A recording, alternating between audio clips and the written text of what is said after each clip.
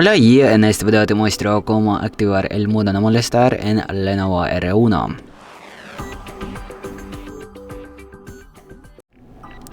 Pues bueno, para activar el modo no molestar, primero abres la aplicación Lenovo Sports, pulsas aquí por el medio, tenemos el Lenovo R1, luego seleccionamos en otros y aquí tenemos el no molestar.